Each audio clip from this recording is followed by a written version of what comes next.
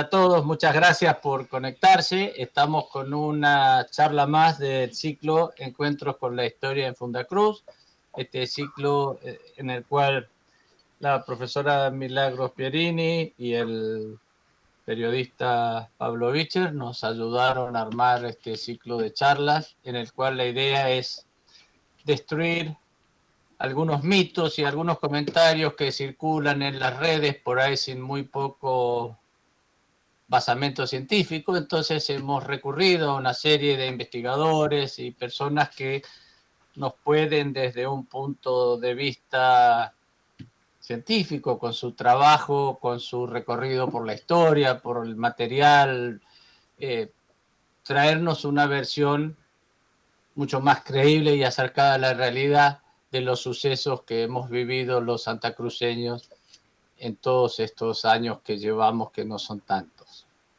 Hoy contamos especialmente con dos profesores de historia de la Universidad Nacional de la Patagonia Austral e investigadores, Miguel Osoberría y Susana Martínez. Ambos han realizado muchas publicaciones, algunas en conjunto y otras con otros miembros del grupo Contraviento. Este grupo Contraviento es un grupo de investigación en ciencias sociales de la Universidad de la Patagonia Austral, de la Unidad Académica Río Gallegos, que se ha dedicado a estudiar los movimientos sociales. Un poco la especialidad de Susana y Miguel es el estudio de los movimientos sociales y políticos en Santa Cruz, y hoy nos van a hablar sobre las discontinuidades y las rupturas, sobre todo hablando de dos casos importantes. Uno que a mí me marcó mucho porque era un adolescente en ese entonces y estuve en todas las tiradas de piedras de la ida de Reinelli, y cuando se tiró el tiro en la puerta del Hotel Santa Cruz fue a 1 metro de mi cara, pues yo estaba ahí en la primera fila. Y la otra es el proceso que culminó con la destitución del gobernador del Valle. Realmente es un placer para nosotros tenerlos a ustedes. Muchas gracias por prestarse a esta charla, y adelante, por favor. Bueno, gracias por la invitación. Y bueno, tal como decía Mario en su presentación, nosotros desde el grupo Contraviento, que es un grupo que se conforma, como también decía, en la unidad académica Río Gallegos de la UMPA, ha tenido como eje desde su fundación, desde nuestra formación a mediados de los 90, el estudio del movimiento de la sociedad en Santa Cruz, o sea, el desarrollo del capitalismo a lo largo del siglo XX y hasta la actualidad. Allá por los 90, cuando iniciamos nuestra investigación, lo que nos llamó la atención es un poco tratar de caracterizar la estructura económica de la sociedad santacruceña, que en ese momento veíamos tenía una fuerte impronta de la actividad hidrocarburífera, ¿no? De la rama minas y canteras, según los censos nacionales de población. Y bueno, comenzamos a través de los censos nacionales de población y tomando como indicador la división social del trabajo y la dimensión población, a tratar de caracterizar esa estructura económico-social. Y eso dio lugar a una caracterización que, bueno, hoy por hoy ya es bastante conocida, que nosotros dimos a conocer en base con otros trabajos realizados con otros equipos de investigación en Buenos Aires, el grupo PIMSA, de Íñigo Carrera, María Celia Cotarello y otros integrantes, a esto que se denominó capitalismo de Estado en enclave. Nosotros decimos, el capitalismo de Estado en enclave se consolida en Santa Cruz, entonces, aproximadamente entre los años 60 y mediados de la década de 1980. Acá en esta filmina vemos cuáles son las características principales de esta estructura económica y social. Estructura que va a reemplazar precisamente a partir de los años fines de los 50 y los 60, aquella otra estructura que había dado lugar al poblamiento asentado en la explotación de la ganadería ovina y y que desplazó a los pobladores originarios a través de, bueno, grandes empresas, y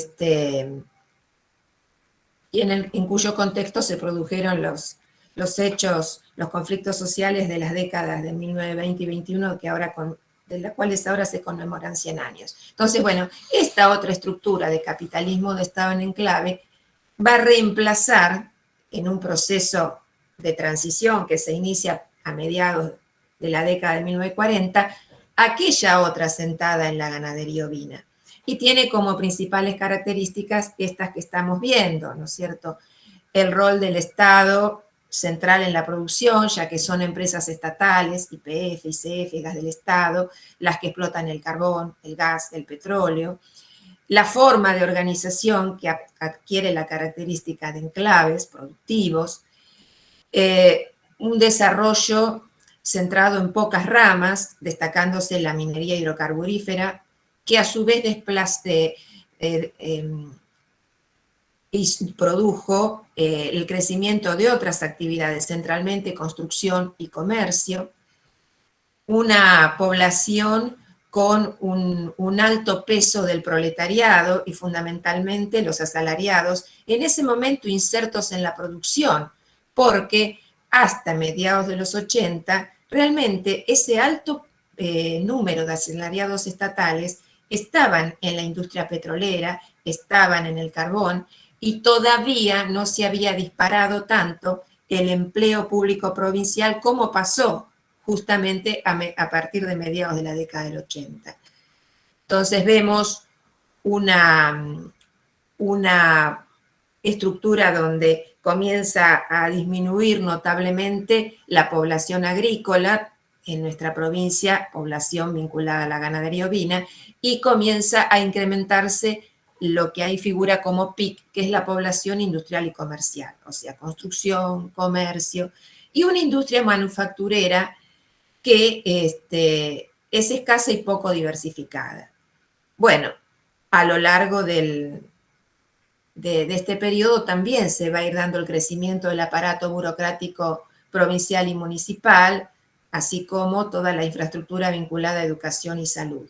Es el momento entonces de fuerte desarrollo del capitalismo industrial en la provincia, producto de, valga la redundancia, las políticas desarrollistas que se implementan en ese periodo y que, bueno, que destinan a la Patagonia y sobre todo esta región para la producción petrolera. Había que radicar un mercado de trabajo en la zona y había que constituir toda esa infraestructura que va a llevar adelante en gran medida la empresa estatal YPF, ¿no es cierto?, que va a arrastrar a muchas otras actividades e incluso a yacimientos carboníferos fiscales, ya que el carbón nunca se insertó realmente con productividad real en la ecuación energética nacional, sino que siempre vivió un poco del hecho de que YPF le cedía la comercialización del carbón residual, cosa que empieza a ceder a mediados de los 80, y eso también va a afectar a la supervivencia de YCF. Esto dicho a grandes rasgos, ¿no es cierto? Entonces, esto fue lo que disparó nuestra investigación. Y luego empezamos a ver el correlato en las relaciones de fuerzas políticas. O sea, veíamos una estructura económica, o sea, los medios de producción y las relaciones sociales de producción, o sea, las relaciones que los hombres contraen para la producción de la vida material, o sea, veíamos los grupos sociales fundamentales, la burguesía, el proletariado, todo lo que conformaba esa estructura. Ahora, sobre esa estructura se asientan relaciones de fuerzas políticas y nosotros veíamos que, en realidad la teoría permite comprobar la existencia, ¿no es cierto?, clara de una correlación entre las estructuras, que las estructuras no son estáticas, sino que están en permanente movimiento y en transición, y la relación de fuerzas políticas. Entonces, bueno, para trabajar esa correlación de fuerzas políticas, nos centramos en distintos momentos de conflicto acaecidos en la provincia. Es más, cuando nosotros empezamos a trabajar esto y hablábamos de conflicto social, todo el mundo hacía referencia a las huelgas del 20. O sea, parecía que en Santa Cruz no había pasado nada más, o que el movimiento obrero no había protagonizado nuevos hechos después de aquellas huelgas de la década de 1920. Y se hablaba de quiebres políticos o institucionales, pero nunca de movilizaciones de trabajadores. Entonces, estos dos conflictos que nosotros trabajamos en esta charla, junto con la toma de la mina de Río Turbio que se produce en 1994, fueron tres de los conflictos que nosotros empezamos a trabajar para un poco observar ese correlato entre la relación de fuerzas políticas y la estructura social.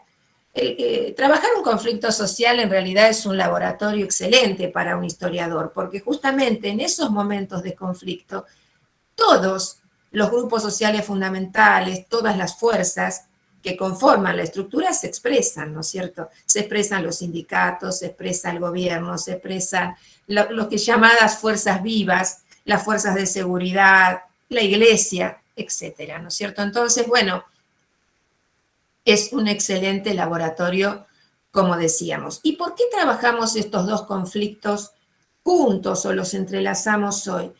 Justamente porque hacen referencia a dos momentos claves de esa estructura económica y social que caracterizábamos antes y que decíamos se constituye y entra en crisis entre la década de 1960 y 1980. Dado que el conflicto que lleva a la caída del gobernador Reinelli, del cual vos decías, Mario, recordás y formaste parte de alguna manera, hace a la crisis, por un lado, de la estructura asentada en la producción lanar y al pasaje y constitución o consolidación de esta otra estructura asentada en la producción hidrocarburífera en enclaves de propiedad estatal. O sea, tal como vemos acá en la filmina, bueno, el contexto es el gobierno militar, el auge de la protesta social, quienes participan en la movilización, los trabajadores públicos, se destaca la participación de la recientemente nacida APAP, la Asociación de Personal de la Administración Pública Provincial, y también participan pequeños y medianos comerciantes y estancieros. Es recordada la llegada de la caravana de estancieros de Puerto San Julián, a Río Gallegos, y la gran movilización, o sea, la huelga, la movilización, que termina con un enfrentamiento y choque callejero con la policía provincial y que determinó la renuncia del gobernador militar entonces, Carlos Reinelli. De hecho, el gobierno de Reinelli es recordado como el gobierno del asfalto y del hormigón, ¿no es cierto? Es el momento justamente de expansión capitalista fuerte. Ese gobierno de Onganía que, bueno, quería justamente promover, recordemos los contratos petroleros de Frondisis, bueno, el desarrollo de esta industria fuertemente en la provincia, y para eso había que construir toda una infraestructura. De esa época son desde el asfaltado de la Ruta 3 hasta toda la infraestructura de barrios, etcétera, que hacía falta justamente. Pero claro, ese avance del capitalismo en el momento tocó intereses fuertes del poblador local y afectó directamente su forma de vida. Es un poco muestra ese conflicto que luego va a explicar un poco más Miguel, que se produce en abril de 1971. El otro conflicto trabajado, que es el que determina la caída del gobernador del Val, ya década de los 90, bueno, muestra la crisis terminal de esa estructura de capitalismo de Estado en enclaves de propiedad estatal. Y ya el contexto es totalmente otro, la crisis hiperinflacionaria, recordemos la salida anticipada del gobierno de Alfonsín, y la crisis fiscal y provincial.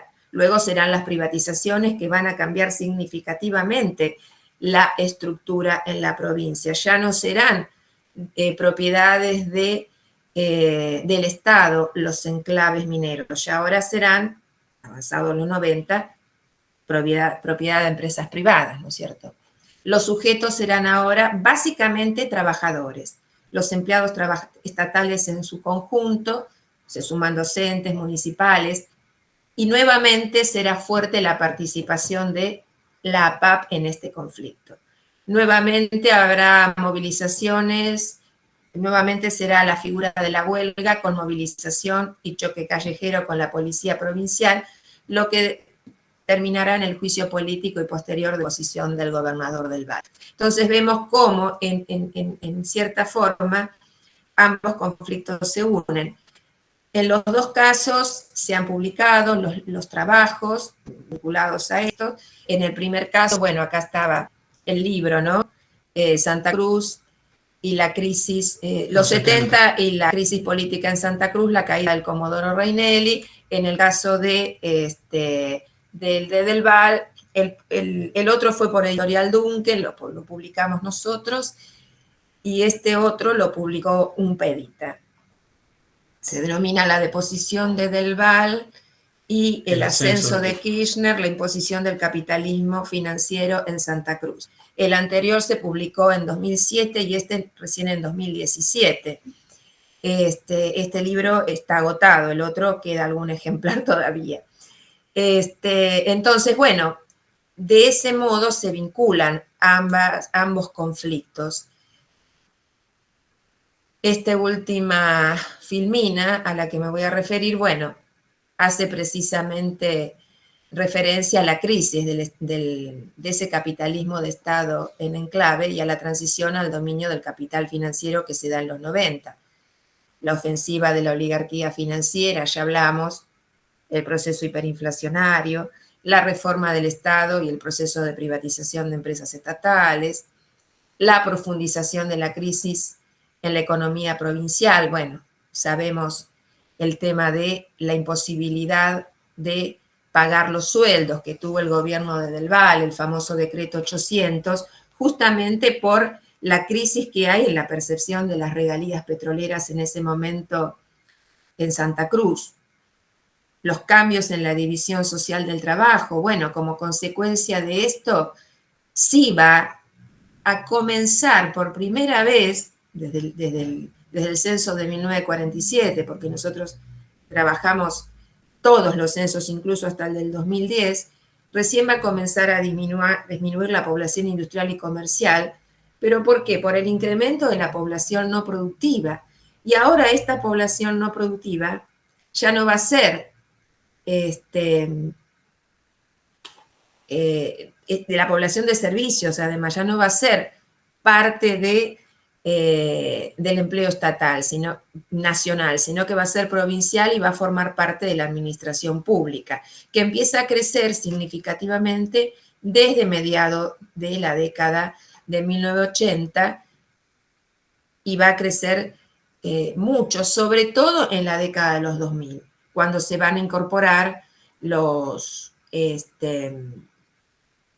integrantes de planes de empleo, PEC, PRENOS, e incluso luego se incrementa más todavía cuando se suman a los miembros de cooperativas, que terminan también sumándose al aparato provincial. Pero bueno, eso hace que en relación empiece a disminuir la población industrial y comercial. No así el Producto Bruto Geográfico o lo que es la productividad de estas empresas, que claramente no va, está mal usar la palabra, pero derramar como sí lo hacía la empresa estatal sobre la situación de los trabajadores, no solo petroleros, sino de toda la población. La disminución del proletariado industrial, bueno, los famosos retiros voluntarios, y el crecimiento de todo lo que va a ser la conflictividad a lo largo de los 90 en la provincia. Nosotros hemos estudiado todos estos conflictos, incluso que desembocan, que comienzan en el 1994 con la toma de la mina de Río Turbio y culminan en el 2004 con las tomas de Termap en zona norte. El aumento de la desocupación en la provincia, donde habían sido históricamente baja la desocupación, bueno, el congelamiento de los convenios salariales, etcétera, etcétera, etcétera. Todo lo que sabemos y que ha sido producto de otras investigaciones, lo que fue los 90 en Santa Cruz. Pero bueno, ahora Miguel va a hablar un poquito más puntualmente de cada uno de estos hechos y vamos a tratar de cerrar con un audiovisual que hicimos respecto de la caída del gobernador del Valle. Bueno, la caída del gobierno de Rainelli había sido un gobernador puesto por el Onganiato, había asumido en 1966 y ya ni siquiera estaba en la presidencia Lanuse, no estaba en la presidencia Onganía, sino que había pasado Levington y estaba Lanuse ya para ese momento. Era uno de los gobernadores militares que más tiempo se había mantenido en todo el país. Y la situación en Santa Cruz fue como dice ahí, que la que se movilizan son aquellos que se habían sentido afectados por estas políticas desarrollistas que caracterizan desde los fines de los 50 hasta esa década de 60 con las políticas desarrollistas.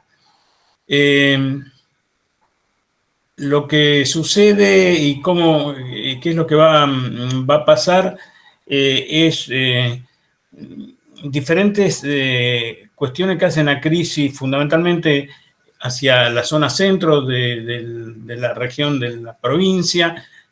Por eso los de San Julián son muchos de los que se movilizan en un día previo al día de la gran movilización, donde hay fuerte represión, o al menos hay un choque ahí callejero, y piedras al gobernador. Y esto, bueno, también, como había dicho Susana, se enmarca en esas luchas que se producen desde la década del 60, que habían comenzado con Rosariazo, Cordobazo, el Correntinazo, Cipoletazo, y acá también pasa alguna disrupción con el gobierno. Confluyen diferentes sectores, como habíamos dicho al principio. Los sectores del agro de la zona centro, que son los perjudicados por las características del suelo, por la postergación que tenían, es decir, los estancieros del río Santa Cruz para abajo siempre estaban en mejores condiciones. Además, los que estaban en Gallegos podían acceder a créditos y a financiación, tenían más contactos con el banco. Pero el gobernador Rainelli siguió teniendo una política como la que le habían marcado Onganía, de no tener un diálogo político con nadie. La actividad política a nivel nacional se estaba reavivando, estaba lucha y vuelve por el retorno del peronismo. Ya los partidos se movían a la luz del día prácticamente, no había ya la censura que había en los primeros años del Onganiato. Entonces ahí también se movilizan aquí la Unión Cívica Radical, la unión que estaba dividida en Unión Cívica Radical del Pueblo y la Unión Cívica Radical Intransigente, y otros sectores políticos, Democracia Cristiana, los conservadores, es decir, todo lo que había sido los partidos políticos que habían generado la provincialización en el 58, con la proscripción, obviamente, del peronismo como fuerza política.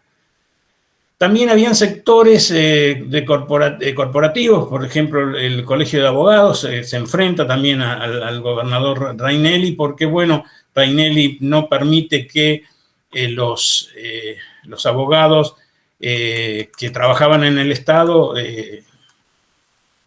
digamos, litiguen contra el Estado. Eso también llevó a algunos chisporroteos que fue sumando gente. En ese sector estaba Ballardini, que era el más conocido de todo ese grupo, el doctor Ballardini.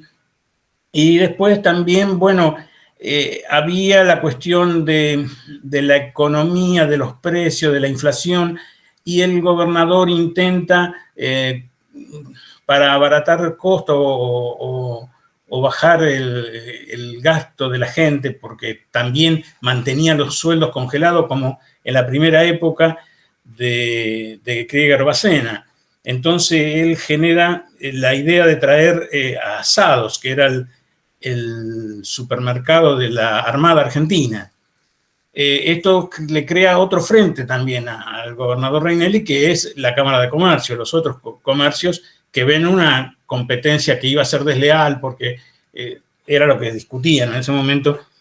A través de los barcos de la Armada iba a traer los productos y no iban a tener, digamos, mucho flete, entonces iban a poder hacer diferencia.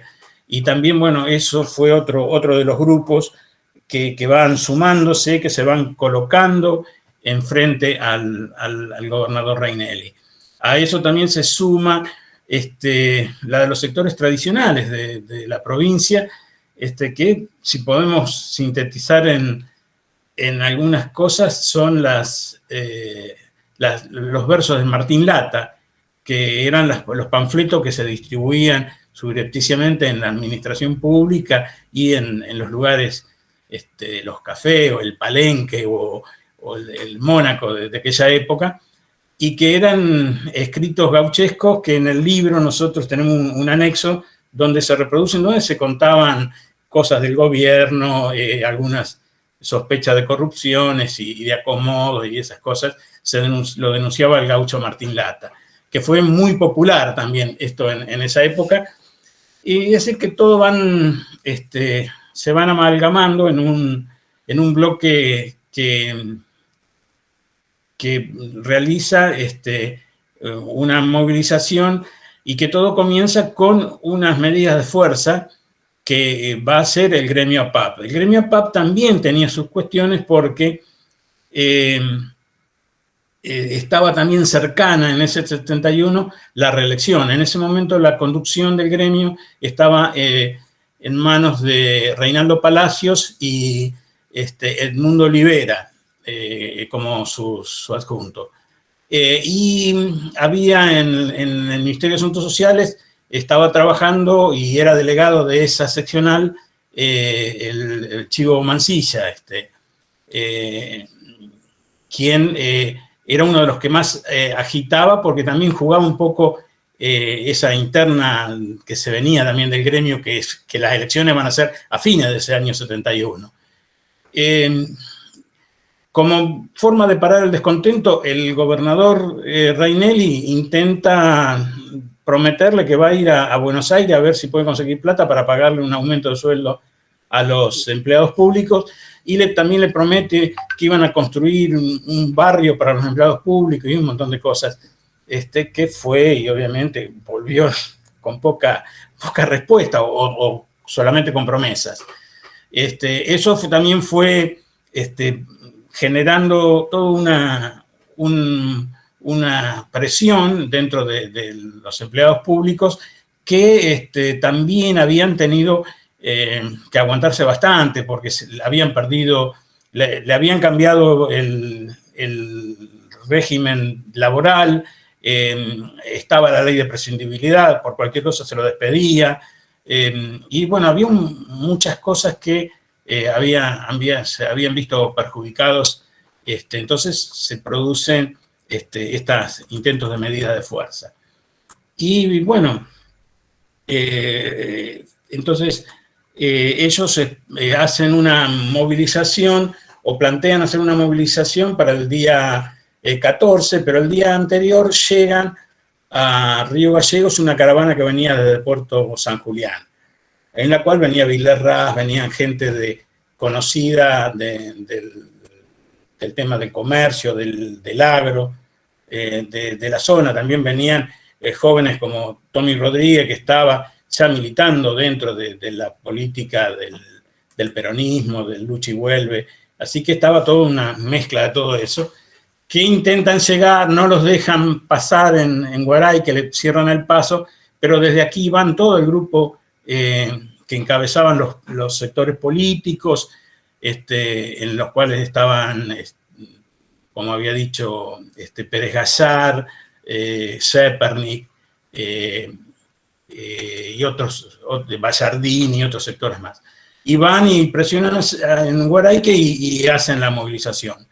Y llegan, pero no pueden llegar a Casa de Gobierno porque aquí les interrumpen el paso. Hay una de las fotos que está en la portada y por ahí en la portada del libro también, que es un militar apuntando a un flaco con los brazos abiertos. Ese es Tommy Rodríguez.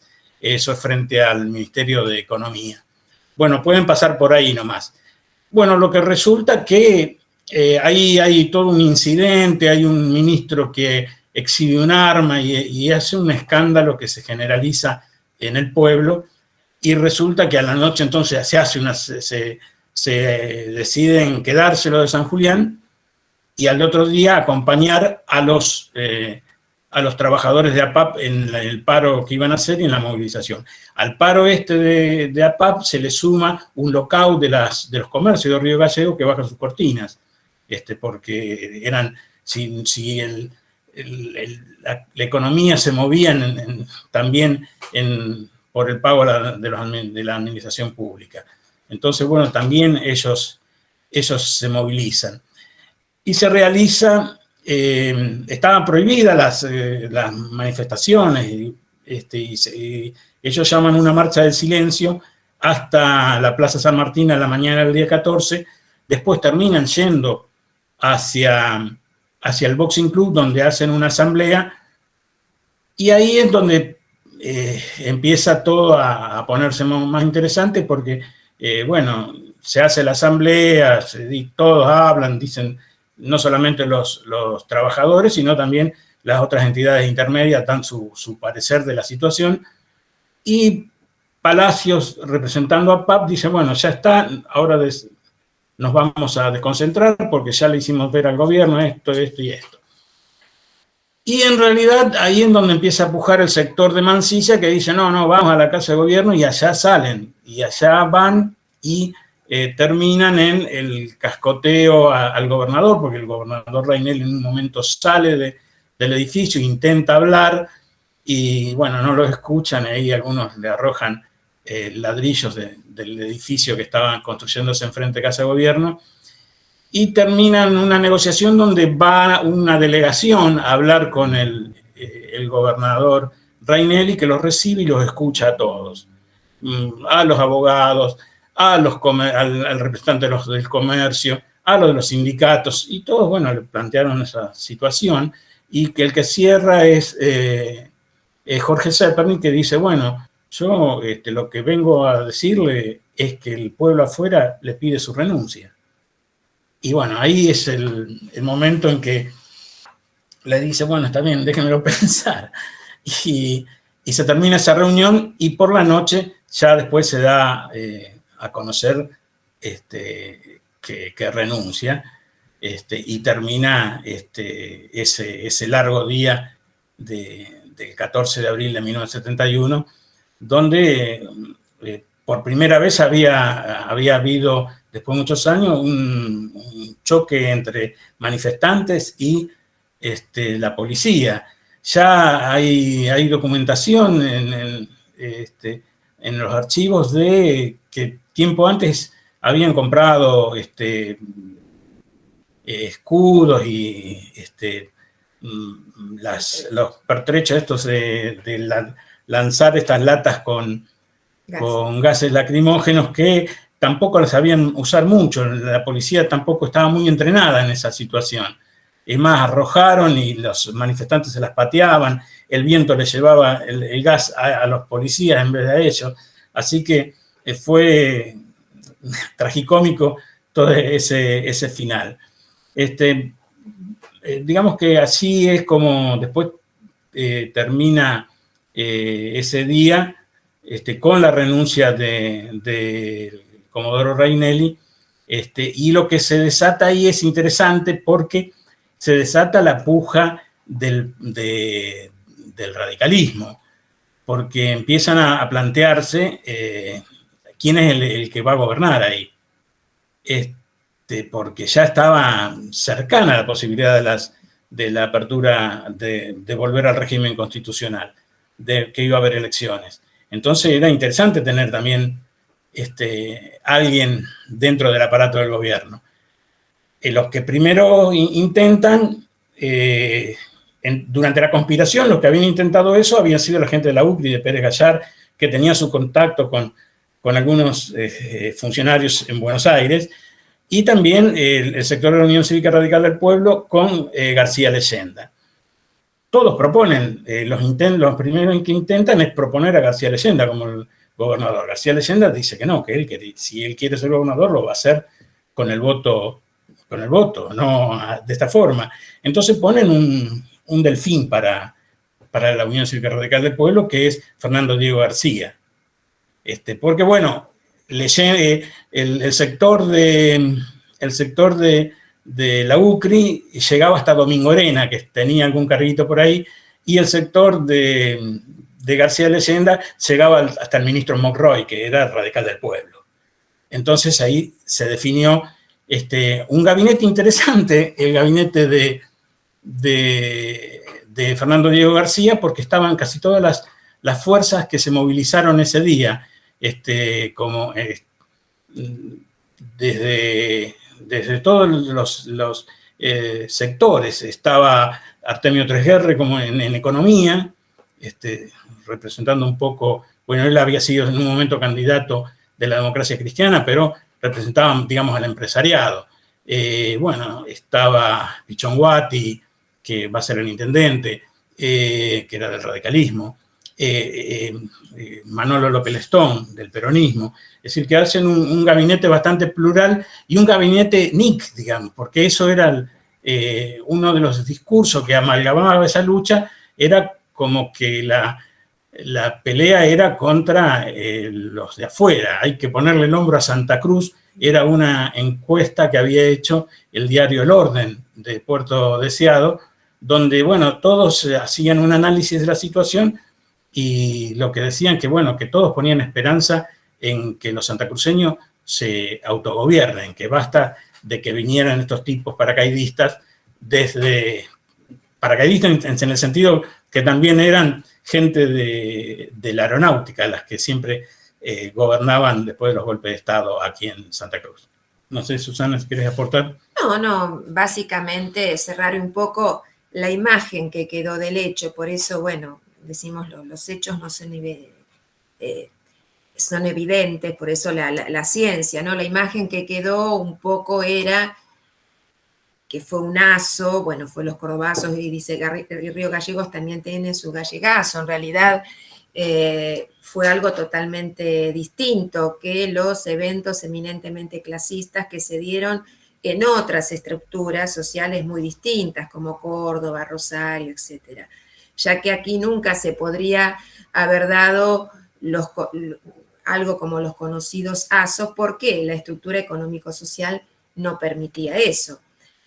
Tampoco fue una pueblada, aunque sí tenía elementos similares a las puebladas. Esto que planteaba Miguel, esta amalgama contra lo foráneo. Pero recordemos que cuando fue la gira de Onganía por la Patagonia, cada uno de estos representantes, incluso desde los sectores de trabajadores, corrían a acercarle algún proyecto para Santa Cruz. Lo que no querían era a Rainelli, ¿no es cierto? Sí. Porque además tenía una carga muy autoritaria en sí, el gobernador Rainelli. Sí, es más, el gremio APAP le presenta al ministro Borda de Onganía un proyecto de cómo mejorar a Santa Cruz, es decir, desde lo económico, un proyecto de gobierno, prácticamente era lo que presentan, donde se veía todo una pluma interesante que nosotros sospechamos de Laborde, porque muchos conceptos del desarrollismo traía ese planteo que hacían los trabajadores y que ponía a la administración pública provincial como un eje de un desarrollo futuro del territorio de la provincia de Santa Cruz. Lo que pasa es que ese trabajador de la administración pública provincial se asemejaba bastante en ese momento a pequeña burguesía, ¿no es cierto? Era un trabajador que había participado de la provincialización, había constituido ese aparato burocrático y ahora se sentía desplazado, le imponían más horas de trabajo, le restaban valor al empleado público provincial, que se sentía muy orgulloso de formar parte de ese aparato estatal. En definitiva, reiteramos un poco lo que decíamos al principio, lo que aparece es contra el foráneo, el lucha y vuelve, la apertura política. Lo que es el conflicto en realidad es el choque entre dos estructuras, la vieja que estaba muriendo, la sentada en la ganadería ovina, y este avance del desarrollo capitalista que va a afectar las formas de vida del poblador santacruceño en general, de los comerciantes, de los trabajadores, etcétera, etcétera. No es casual que de esta época sean los apelativos de Vic, Nick, etcétera, ¿no es cierto? Como, o sea, el conflicto expresa esa resistencia de toda esa sociedad ante estos cambios. El otro conflicto, bueno, de este vamos a compartir un audiovisual, claro, pero bueno, esperemos que lo podamos compartir. Porque es interesante por las imágenes de archivos que tiene, pero bueno, también. Sí, porque se ha perdido mucho ese archivo, y porque los medios en ese momento trabajaban con sistema de video y con la falta de recursos en el canal del Estado o en el canal privado, volvían a grabar encima, entonces mucho material se perdió. Nosotros con suerte hemos rescatado algunas cosas y fundamentalmente de todo lo que fue cómo empezó el choque ahí entre los gremios APAP municipales y ADOSAC con la policía, y después todo lo que sucede después con cuando los diputados se trasladan, intervienen ahí, se reúnen con el gobernador del Val y con todo el arco de dirigentes que había estado en esa movilización. Y bueno, nosotros armamos un videíto donde en 20 minutos compartamos todo lo que sucedió y qué es lo que sucedió en el... Vamos a intentar desde acá, si no desde YouTube podemos hacerlo. Así que acá se va a ver... Bueno. A ver. Se va a ver más chico, decís vos. Claro, no sé. Bueno. Intenta. ¿Qué está pasando? ¿Cómo se está viendo?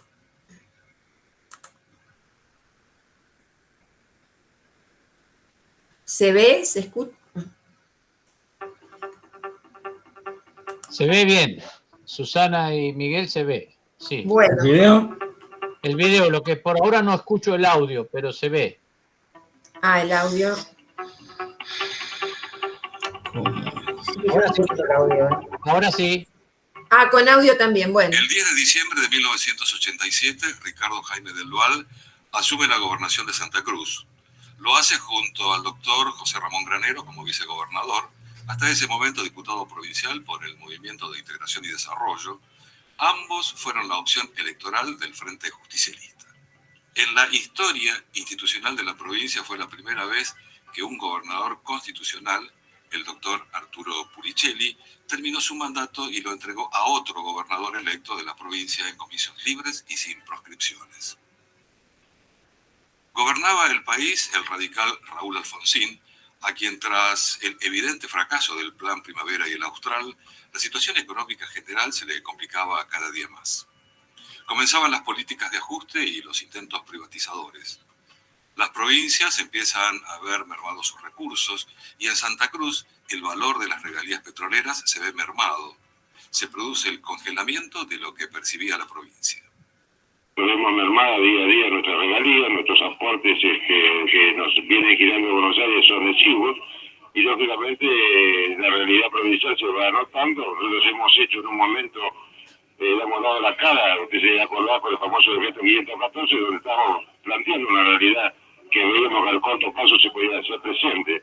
Y esto es así, te ha llegado la noche a la provincia como le ha llegado a otras provincias argentinas, y estamos tratando de una forma de revertir.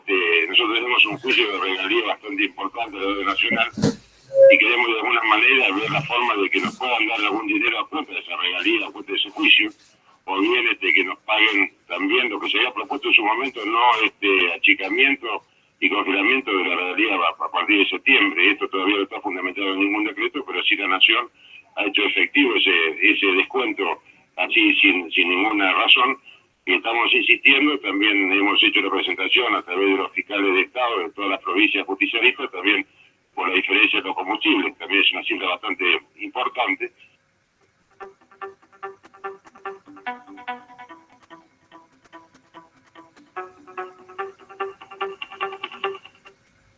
Durante su gobernación, la interna partidaria a nivel nacional repercutió en Santa Cruz, ya que Del Val optó por apoyar al gobernador riojano Carlos Menem, mientras que el resto de los referentes del peronismo santacruceño, como Arturo Puricelli, Rafael Flores y Néstor Kirchner, optaron por apoyar a Antonio Cafiero, como lo hicieron todos los gobernadores peronistas del país.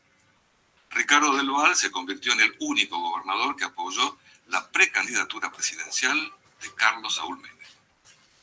El compañero Menem ha querido iniciar con la Patagonia postergada su inicio de campaña. Desde ya, nosotros, los santacruceños, los justicialistas, nos sentimos sumamente gratificados por este hecho tan notable. Y este hecho tan notable también tiene un significado. Que la Patagonia, a través del esfuerzo que hay que encontrar a ese federalismo predicado y no practicado, empezará nuestra Patagonia, nuestra Santa Cruz, a ponerse de pie de una buena vez.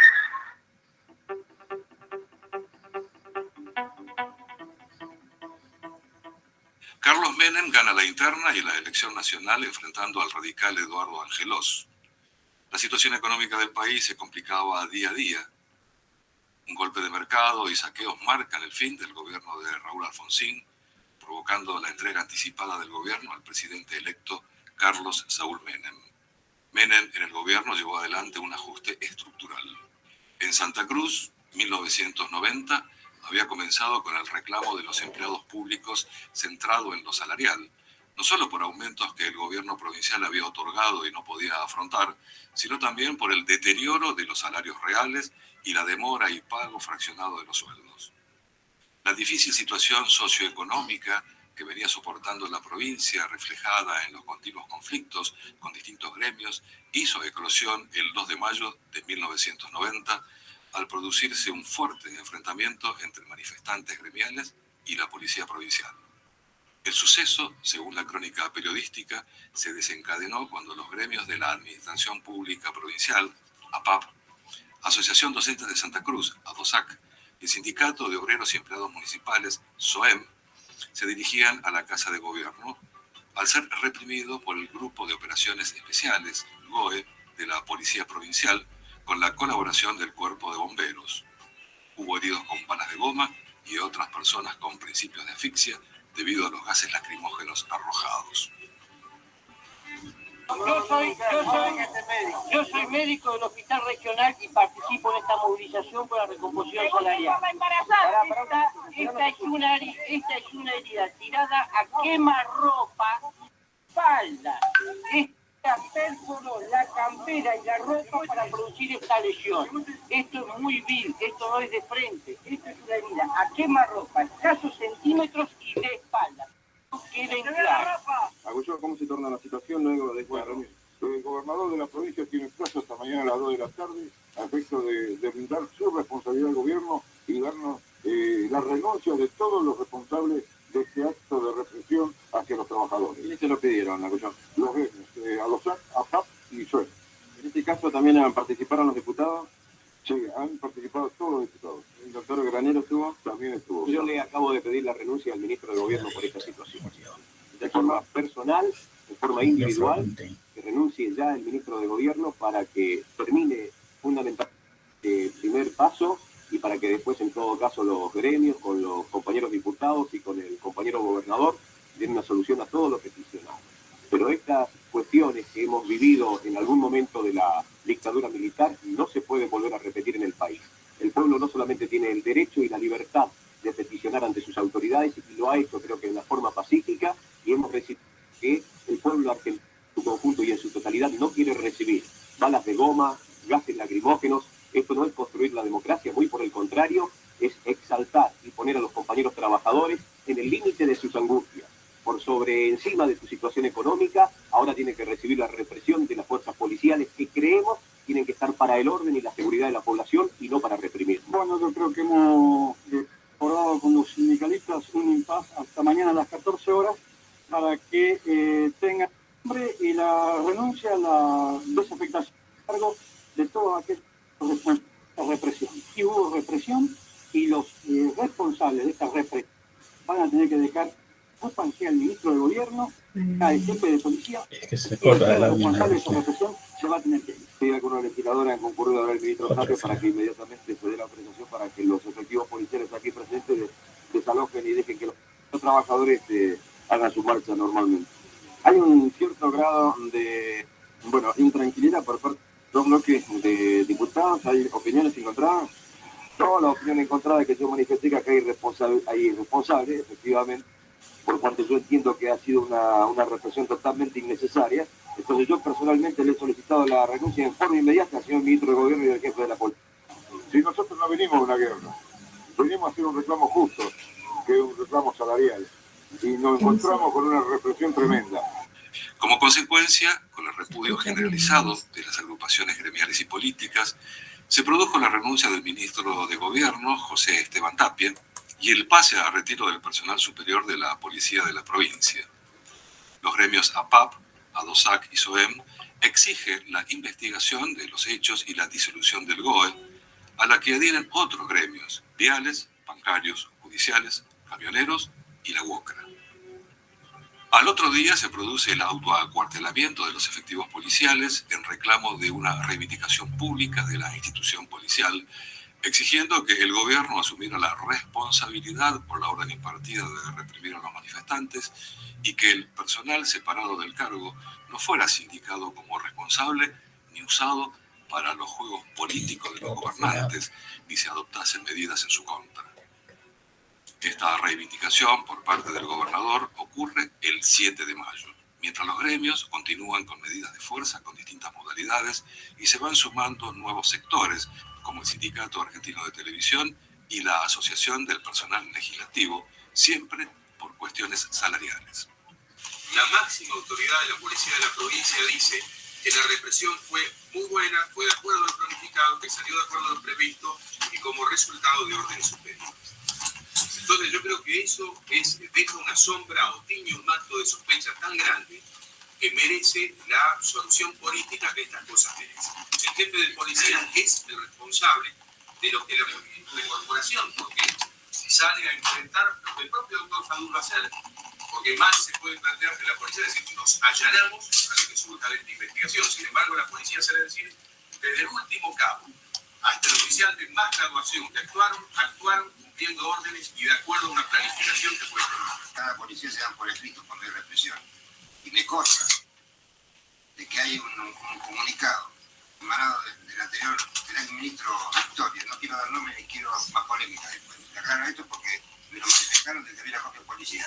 Le pedí al ministro que la requiriera y no ha llegado. Donde, por orden del señor vicegobernador a cargo de la gobernación, se daba la orden de reprimir a los manifestantes de APAC.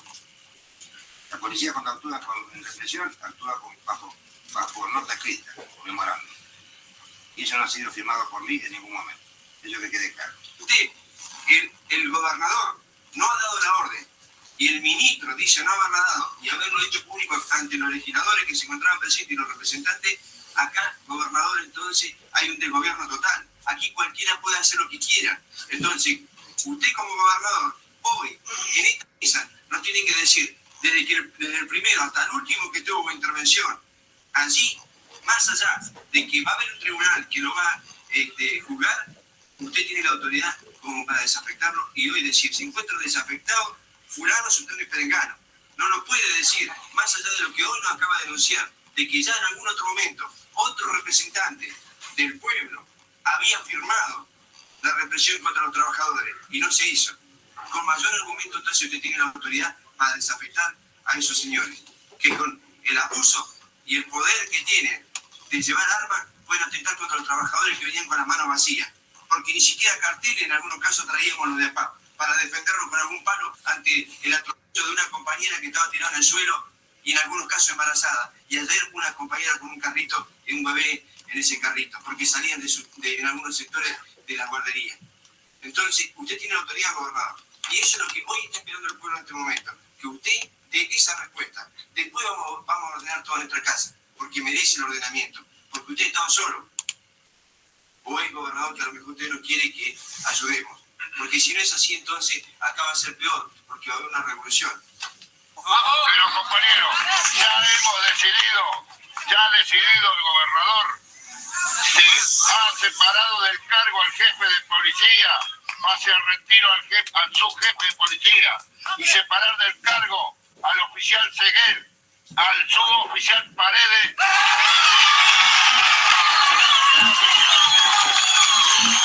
y al oficial Álvarez. Compañeros, y el comisario inspector Julio Daniel Álvarez también ha sido separado del cargo, pero se van a instruir las instancias sumariales a efecto de también que caigan todos los responsables del hecho agraviante de él. Compañeros, ahora estamos discutiendo el tema salarial y no vamos a salir del despacho del gobernador hasta que no tengamos un compromiso formal del gobernador de la provincia y de los señores legisladores presentes.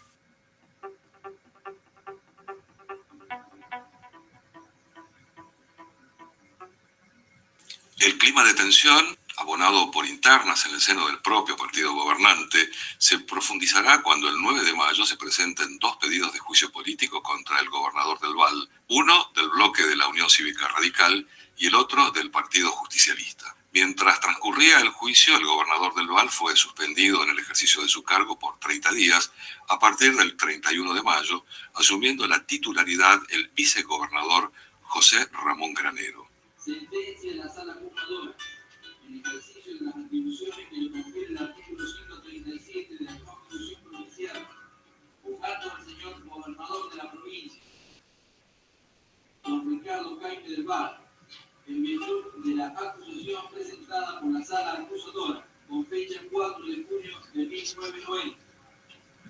Oídas las partes con sujeción al procedimiento establecido por la Ley Provincial número 13, en su modificatoria, la ley número 570, y tramitada la causa, de conformidad a la misma, emitidos los votos individuales de los 11 diputados presentes, y habiendo resultado 11 votos por la afirmativa en cuanto a la destitución del acusado, la Sala Juzgadora de la Honorable Cámara de Diputados de la provincia de Santa Cruz resuelve destituir al acusado, don Ricardo Jaime del Val, del cargo de gobernador de la provincia de Santa Cruz, por falta de cumplimiento de los deberes de su cargo, conforme al artículo 136, inciso 3 de la Constitución Provincial.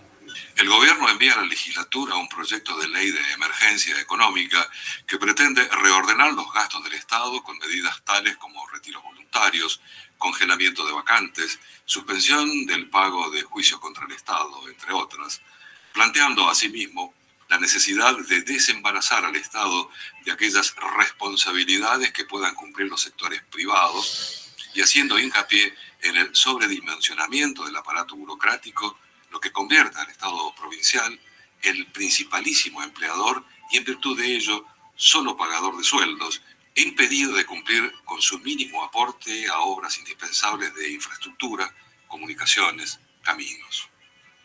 El gobernador del Vaal es finalmente destituido a través del juicio político. El conflicto que llevó a su caída constituye un hito en el proceso histórico reciente de la provincia.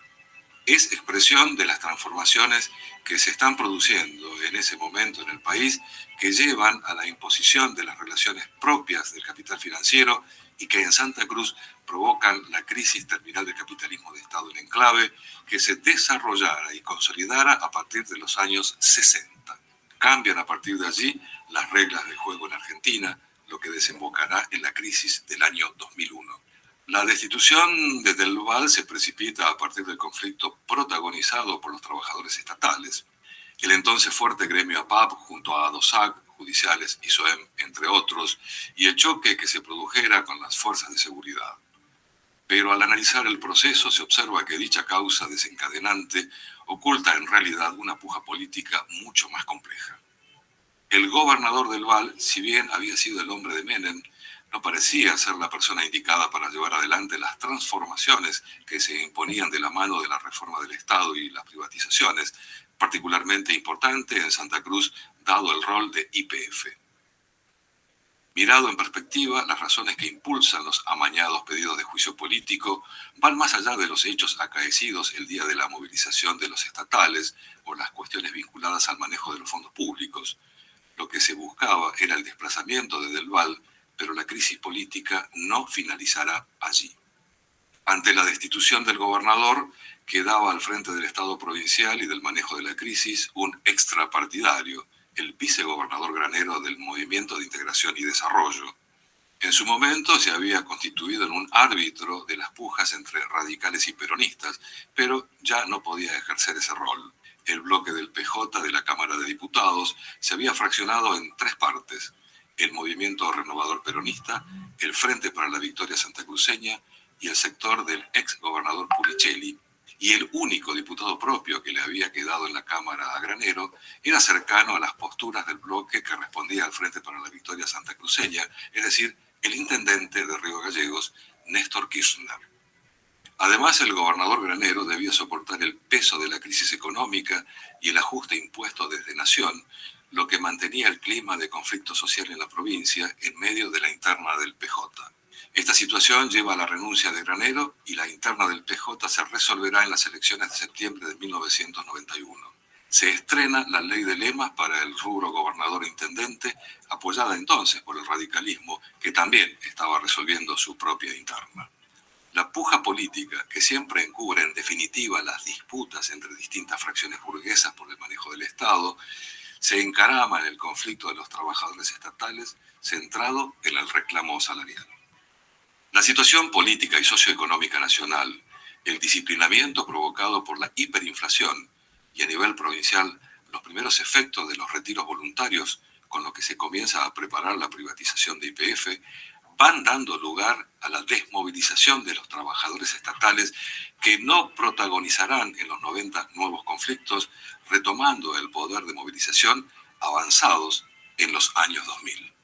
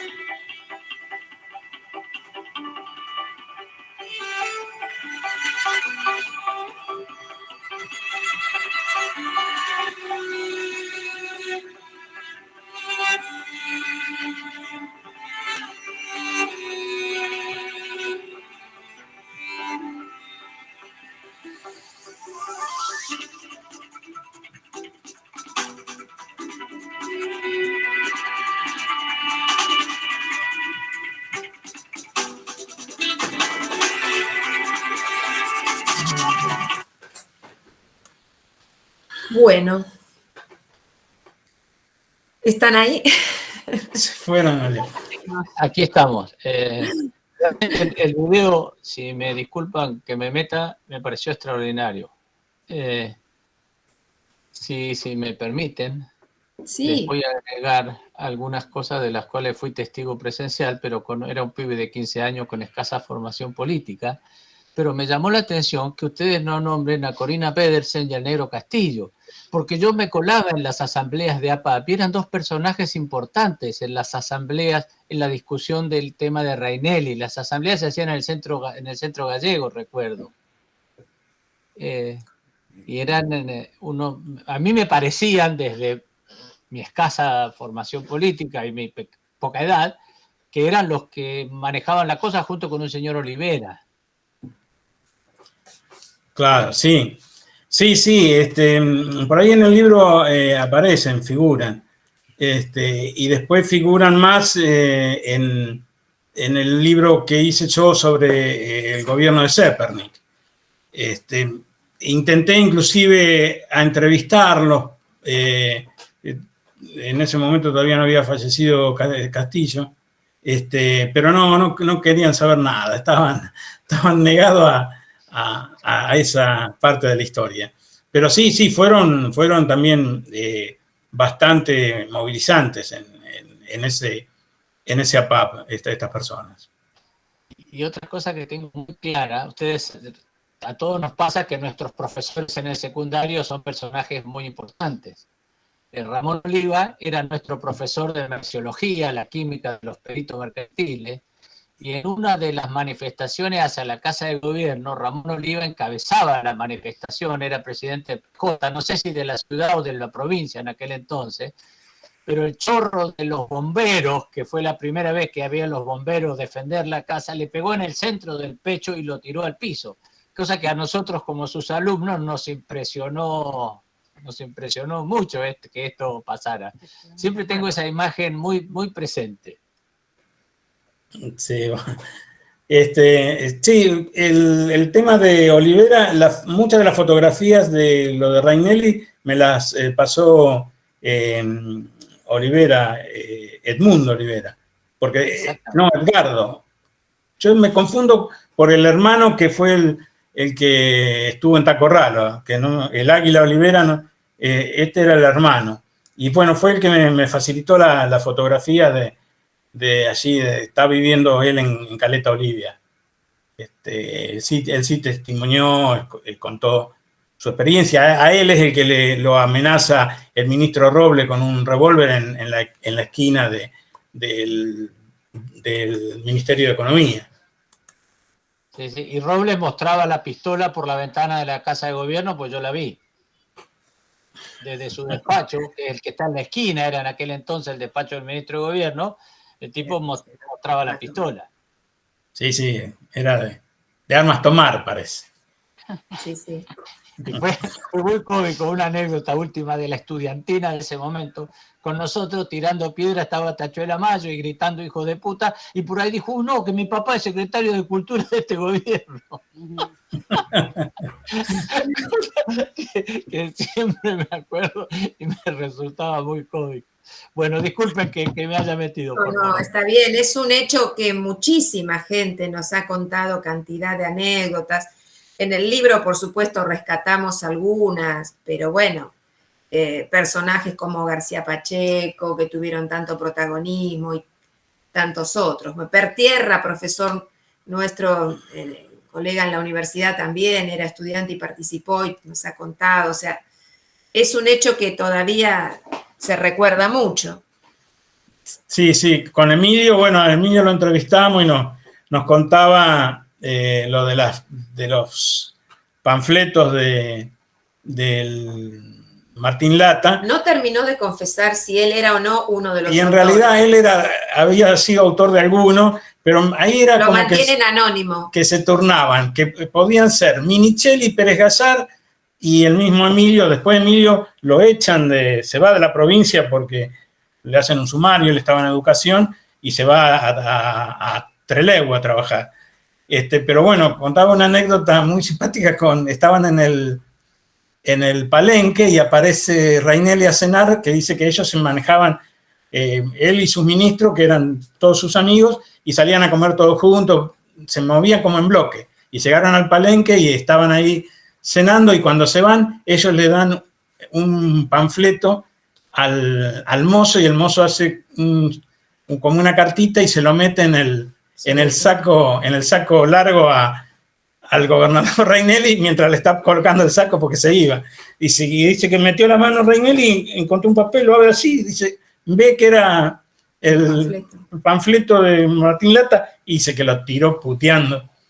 Se divertían dentro de todo. Sí, Era o la anécdota de cuando planificaron todo para hacer la gran volanteada desde el edificio en pleno izamiento. Entonces, como era un gobierno militar y todos estaban haciendo la venia, bueno, era aprovechar ese momento para tiraron unas mariposas que en realidad eran de terror. Volantes. Porque las mariposas esas decían Santa Cruz con la Revolución Argentina, fuera Rainelli. Y ellos apoyaban al gobierno de Onganía, pero no querían a Rainelli. Eso era sensacional. Obviamente eso fue al principio de las, habrá sido en el 67, 68. Estaba esta cosa de los NIC, ¿no? De hecho, para mi mamá, que la mayoría de los que fueron gobierno en esa época y venían de la escuela con ella, era el gobierno de los chicos del pueblo. Estaba Manolito, estaba García, estaba esto, que eran los pibes que conocía de toda la vida. O sea que sacamos de encima a los que vinieron de afuera a mandarnos. Esto era la historia. Claro. Sí, bueno.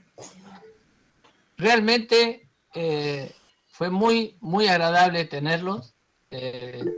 La verdad que pudieron hacer una charla sumamente agradable, instructiva, recordar cosas y sobre todo recordarlo a partir de la documentación. Milagro, adelante, estás consilenciada. Sí, muchísimas gracias Susana y Miguel por la charla. También, bueno, yo no estuve en el 71, pero en el 90 sí, así que estoy haciendo como Marito Lurbé. Y me pareció muy interesante lo que ustedes plantearon, que creo que lo siguen desarrollando en otros libros, sobre el rol de los gremios, ¿no? El rol de APAP y las internas de APAP, que eran un poco las que marcaban la participación en los conflictos hacia un lado y hacia otro, ¿no? Así que si hay un poquito de tiempo, me gustaría un poco que desarrollaran más eso. Y bueno, y también el gremio de los mineros, ¿no? Que ahí aparecen muchos recibiendo a Menem en el yacimiento también. Sí. Bueno, de APAP. No, bueno, de APAP nosotros estamos trabajando en lo que pretendemos que sea un librito sobre la historia de APAP entre 1960 y 1990. Entonces, bueno, y un poco el problema ahí nos preguntamos qué pasó después de los 90 con APAP. Y bueno, por el tipo de gremio que era APAP, claramente no resistió la reforma de los 90, donde bueno, van a balanzar por un lado UPCN y por el otro lado, y más adelante ATE, sobre la afiliación de los empleados públicos.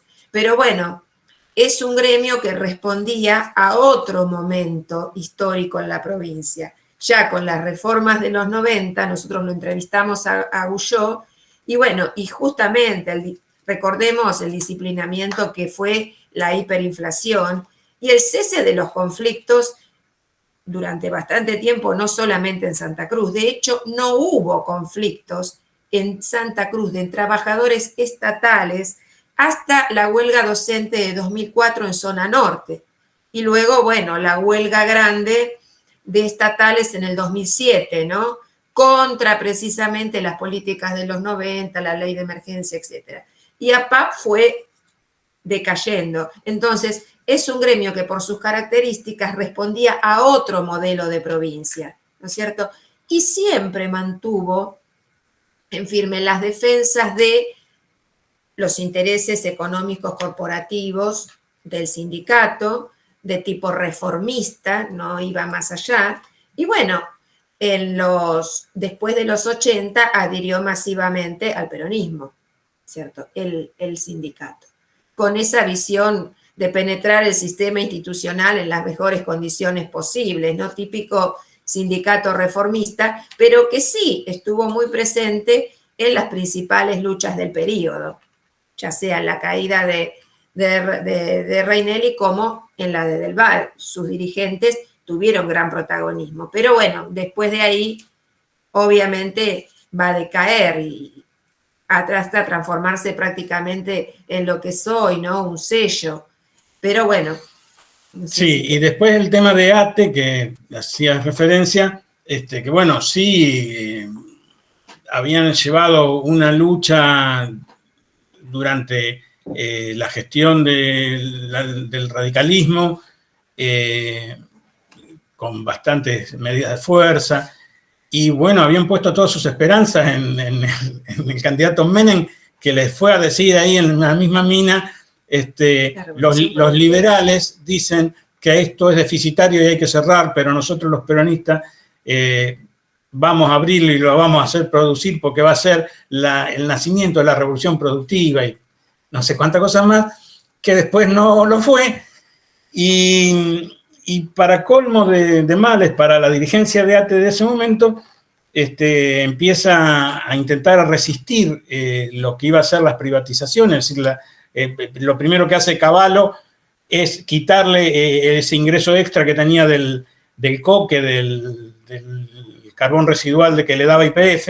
Entonces ya es mucho dinero menos que recibían y empiezan a organizar una resistencia.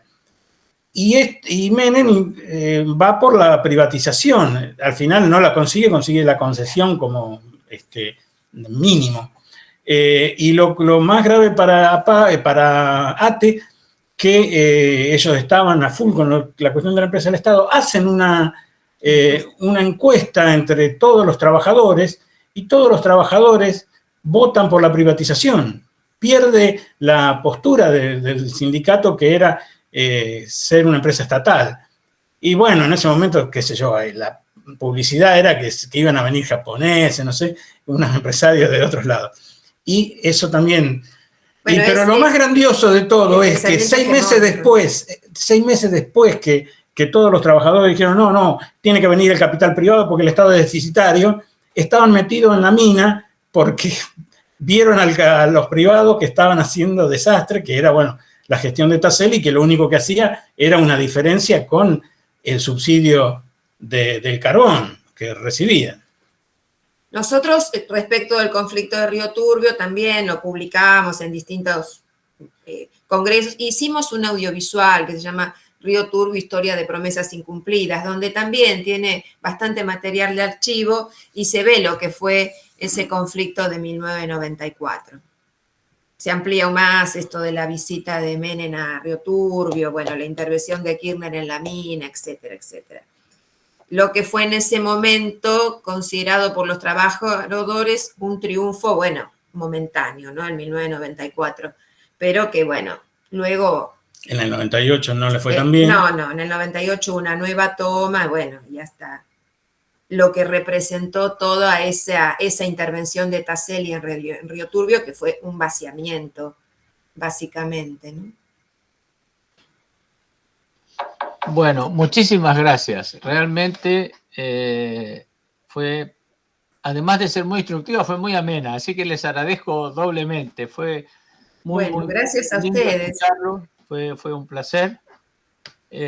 Para los que vivimos esas épocas fue un recuerdo también interesante y a veces es bueno cuando hay datos porque uno la historia la va reescribiendo en su cabeza como a uno le gustaría que pasara por ahí a veces y no lo que realmente fue. Bueno, ahí tenemos a Pablo Bicher que levantó la mano. Pablo, poné tu micrófono y adelante. Bueno, primero saludarlos y felicitarlos por la conferencia, que estuvo excelente, y me acuerdo conversar con Florita Lofredo, ella era la secretaria de Reinelli. Junto con Eda Zanarello, otra secretaria. y ella contaba que lo acompaña en el coche al aeropuerto cuando se va Rainelli, y Rainelli le dice, van a decir que en estas valijas me llevo la plata de Santa Cruz, ¿no? Porque también había acusaciones de corrupción, la obra pública. Eso recordaba Florita, las últimas palabras que le escuchó decir a Rainelli antes de despedirlo en el aeropuerto.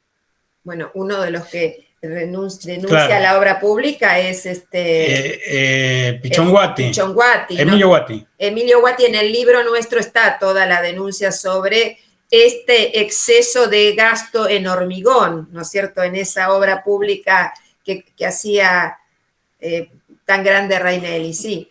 Es interesante, para nosotros esto también es un feedback muy bueno porque también nos enriquecemos de muchas de las cosas que no todas conocíamos.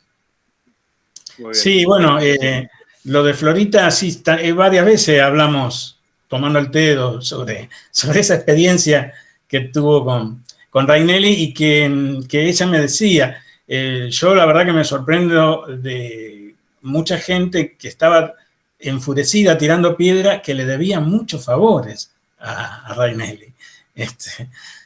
Fue, bueno, ¿qué va a hacer? Son cosas que pasan. Exactamente. Bueno, si no hay alguna pregunta más, en nombre de Fundacruz les agradezco muchísimo. Este video lo vamos a editar y lo vamos a poner en las redes de Fundacruz porque creemos que tiene un valor muy importante y para la gente que no haya podido conectarse hoy que pueda verlo. Disculpen con el tema de la tecnología que fue deficiente, pero bueno. No, pero no estuvo mal, se vio, Susana. Bueno, gracias. Me alegro. Este ciclo va a culminar el 27, 12 de aquí, no 2 semanas como era habitual, sino 3 semanas, y el profesor Vilaboa nos va a dar una charla sobre la historia del peronismo en Santa Cruz. O sea, Santa Cruz siempre fue gobernada por militares o por gobiernos de facto o por peronistas. O sea, el peronismo tiene una relación muy profunda con Santa Cruz y Juan nos va a hablar de esto entonces en 3 semanas. Muchísimas gracias. Y bueno, gracias a ustedes. Realmente estoy muy contento de haberlos escuchado, Miguel y Susana. Gracias. Bueno, gracias. Gracias, Mario. Un gran placer. Chao, Milagros. Gracias, profesor. Invitemos. Chao, Adriana. Un beso. Adiós. Muchas gracias a todos por estar. Hasta luego. Hasta luego. Hasta luego. Finalizar la llamada.